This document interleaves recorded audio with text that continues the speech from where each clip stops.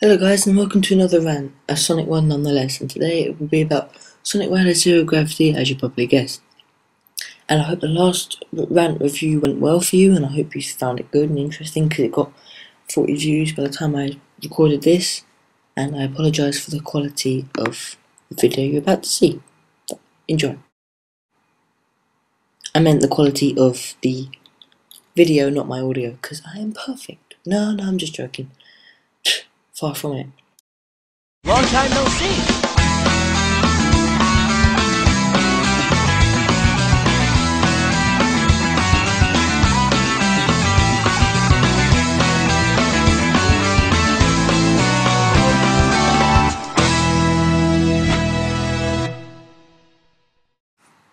No, this won't be much of a rant as you may think.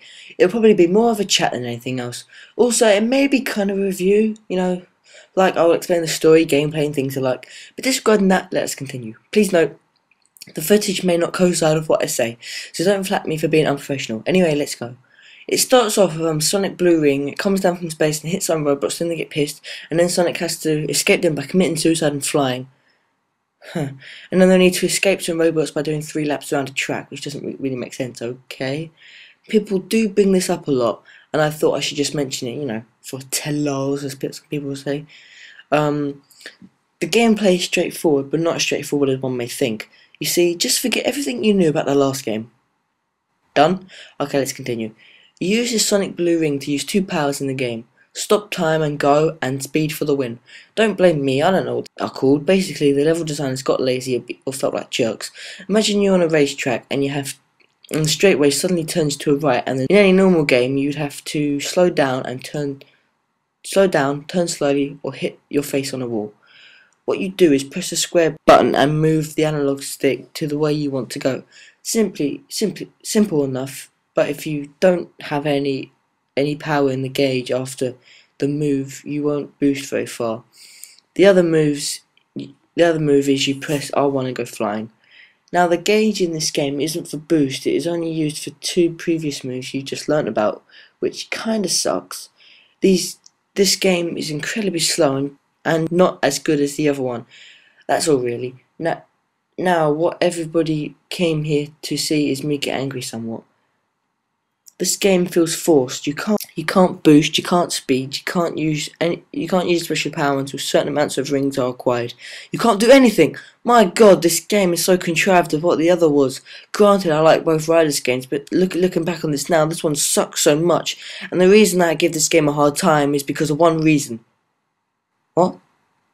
You want to know? Wait until the end.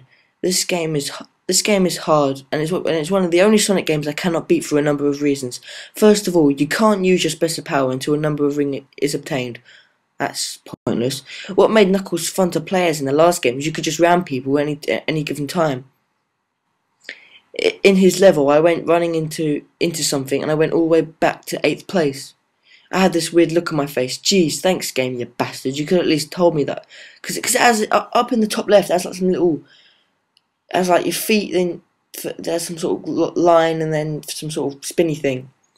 And then the second one is the way you can use your special power, but that's just pointless. You do that in the first game, and not the second. Like these games should have been the other way around.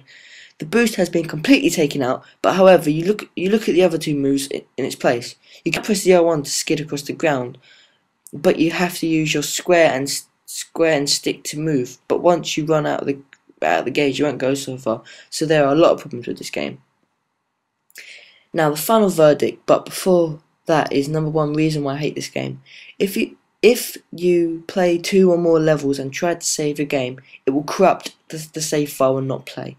This happened to me so much. I bought the game 3 times, bought a number of memory cards, and it still doesn't work. So this must be the game's fault. I haven't searched on the interwebs for any other incidents of this happening, but I thought not to. But finally, would I recommend this? No. But if you haven't played the first game, buy this and then play the other. Just imagine this is a prequel or something, and skip all the cutscenes so you don't hear Long Time No See and be like, what the fuck, that doesn't make any sense. I still play the other one. I like some of the things they did in this game and some in the other. Final score, 6 out of 10. It's good but needs improvement. And if they were to make another Riders game sometime down the line, I'd be up for it. Ugh. Time to go play Sonic Racing, see how shit that is. Even though it looked good. It looked good. Keyword, looked good. Because this game looked good, and it's crap!